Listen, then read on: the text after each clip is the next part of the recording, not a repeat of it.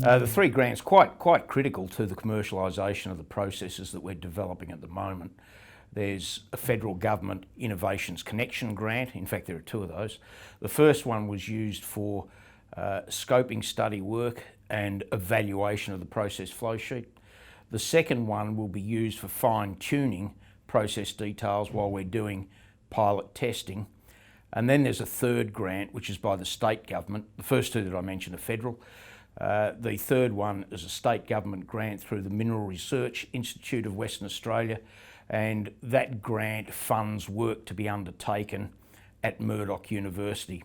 That work will take solutions from the pilot test run, the first pilot test run that we do, and they'll look at the deportment of waste material and byproducts. So the 3 of them dovetail very nicely into a commercialisation package. It's also allowed us to develop a partnership with ANSTO Minerals.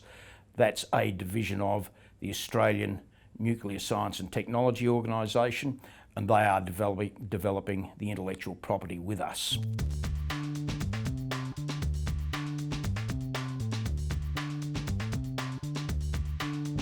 Well, currently ANSTO are running the pilot testing. The first pilot test is on trilithionite from Lepidolite Hill.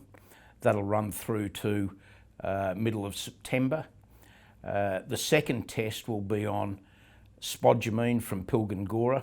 That's done in partnership with Pilbara Minerals. And then there'll be ongoing technical support from ANSTO as we commercialise the processes.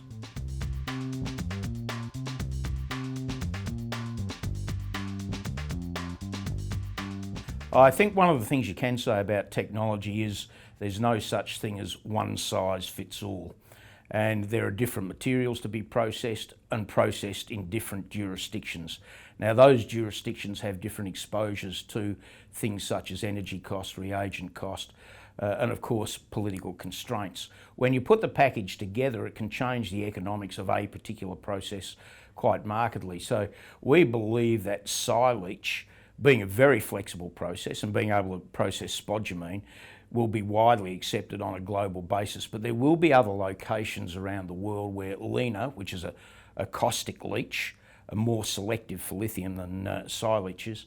There will be locations around the world where that process will be far more beneficial.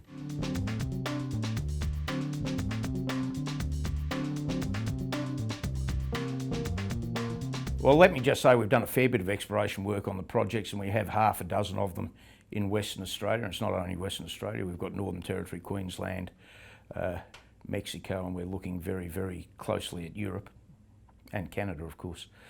But in Western Australia specifically, we've done a lot of work at Lepidolite Hill, and of course we're currently pilot testing material from that deposit. We've done a lot of work at Ravensthorpe.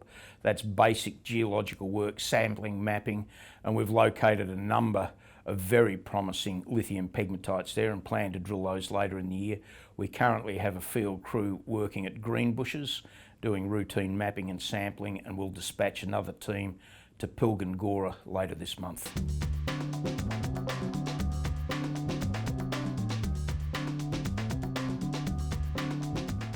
As we've developed the exploration portfolio for Lithium Australia, primarily focused on lithium of course, we have looked at a number of other commodities which include graphite. We've developed a significant graphite portfolio and we're spinning that out so quite frankly it doesn't take up a lot of our management time and we can focus on the main game, which is lithium. We've put together a terrific crew for Graphite Australia. We've got a couple of mining professionals in there that are second to none and they'll run with that as a standalone entity.